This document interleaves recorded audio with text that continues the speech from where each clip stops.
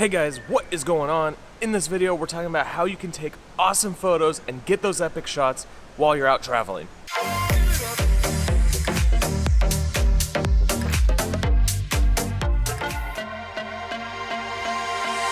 Okay, so today's gonna be a little bit different than my normal tutorials. I am actually on Royal Caribbean's Symphony of the Seas. It's inaugural voyage, and I'm here with a few other Instagrammers. So we're gonna go out, we're gonna go check out the Amalfi Coast. I'm gonna get some tips from them for you guys, as well as show you some cool things that you can do while you're traveling. This has been a place I've always wanted to travel to. Before this, we were in Cinque Terre, we were in Rome yesterday, we were in France, and we started up in Barcelona. Okay, so the first things first, we gotta get off the ship. So let's go meet up with the other Instagrammers I'm here with and start this adventure.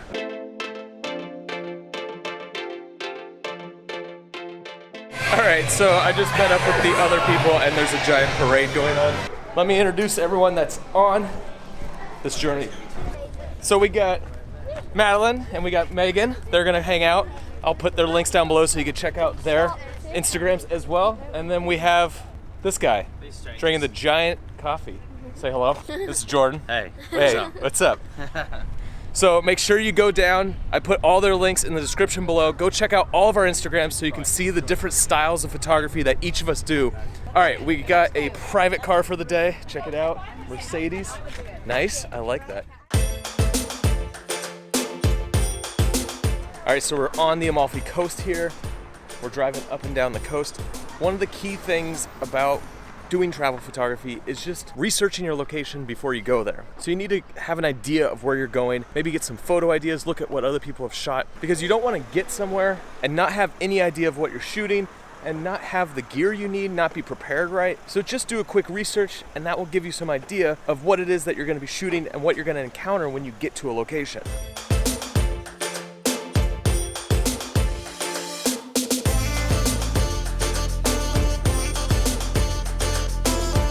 All right, so we just got to Potano, which is in the Amalfi Coast. It's a cool little city that's kind of like nestled on the hills. Pretty insane.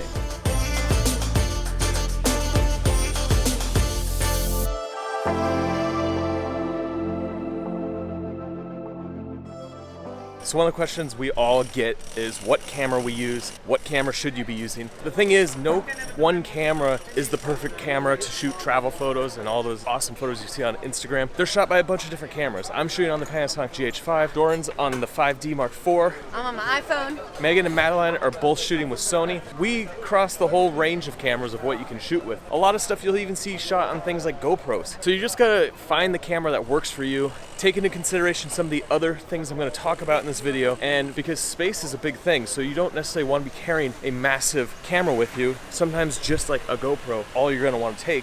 But if you have the room, definitely having a bigger camera, more lenses and all that stuff is going to give you more options to shoot some cooler photos. Okay, the food just showed up. Madeline's running up. She's got a tip for us on shooting food photography, because one of the things you want to capture when you're traveling is food, because you always are finding delicious food wherever you travel, and it's unique and people like seeing food.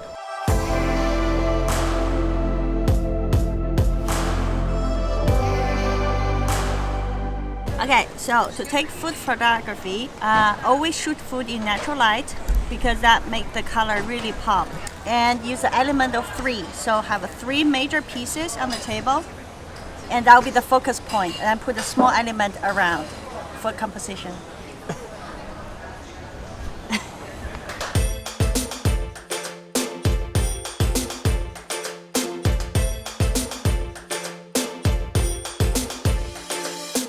All right, let's talk about lenses for a second. So we've talked camera, but what about lenses? I'm sure a lot of you have questions about lenses. So one of the things you got to think about is how much gear you want to take with you. So are you going to take a lot of gear or are you going to take just a little bit of gear? Lenses to me is broken down into 2 things. Are you going to take zooms or are you going to take primes? Now, there's advantages to taking primes. I know it seems crazy sometimes to bring a bunch of lenses with you, but prime lenses give you the ability to open up, get that really shallow depth of field, also allow you to do some cool night photography. You know, things that you can't do with some of these zooms because your aperture is going to be fluctuating all over the place if you have like travel zoom. So one of my favorite lenses on the GH5 is the 12-60.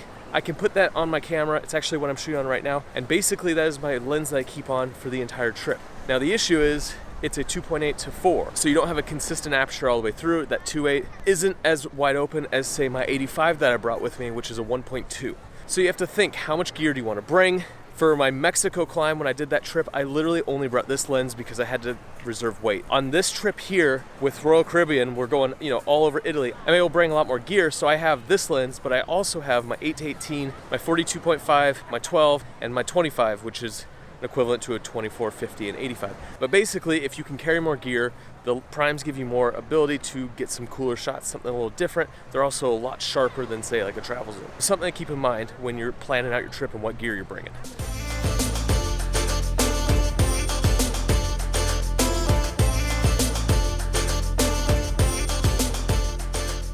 Okay, another tip is get away from the touristy spots. So when you're traveling, there's gonna be specific spots that a lot of people go and take the same photo from. To get good photos, you really gotta think outside the box. So I'm in the Amalfi Coast, like I was saying, and wandered down the road a little bit. There's no real walking path, but there's like an awesome little like private beach down here.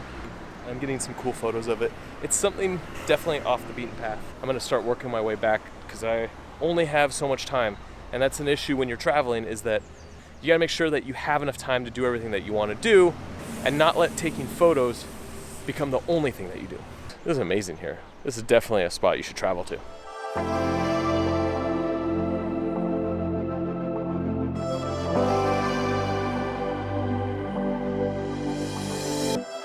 Let's talk about some other things to think about in composition. So number one is using rule of thirds. That's like a basic rule of photography, which is you want to put your subject matter in one of the thirds, whether vertically or horizontally. And using the rule of thirds will help you make more interesting photos. Now from there you can start breaking the rule of thirds and play around with it, but that's like your basic default go-to. Just put something in the thirds and that's how you can make just anything look good. Okay, one more note about composition is you want to put things in your photos. Jordan uses this technique a lot, so let me go find him and he can give you some more tips about that.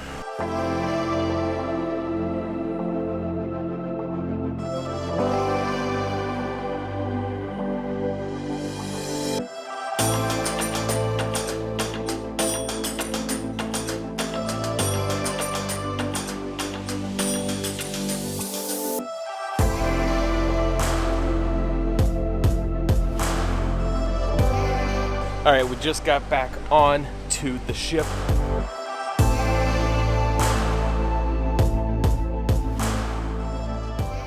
I think Jordan is somewhere down here in Carousel. There's a show going on, so let me find him. I think he's like right over here. One tip I would give in landscape photography would be to use a person in your landscape. I find that using a small figure in a landscape can really bring a scene to life. Say you've got big, giant, karst mountains. To really emphasize the size of those things, you need to have a little person in the corner or a little person on top of the hills just to show how grand that place is.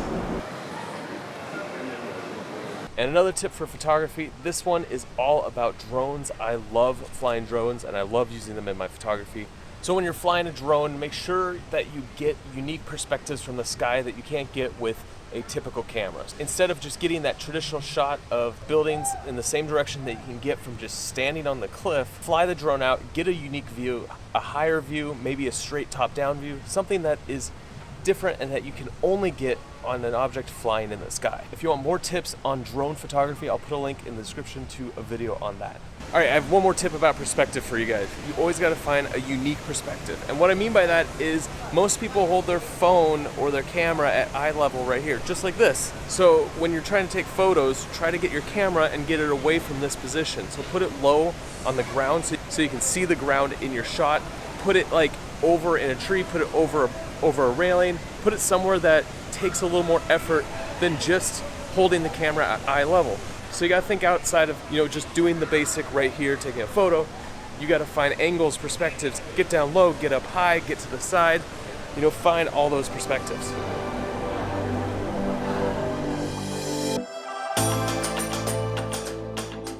I just made it out to the wings of the ship. You have like glass bottom. It's pretty nuts. I'm just standing on the glass. But look behind me, check out that sunset. And this comes up to my next point, which is time of day makes a huge difference in your photography. So if you are shooting at sunrise or sunset, your photos are gonna look way better than if you're shooting midday like noon. So try to get up early, try to stay out late, get those sunrise and sunsets because that's important.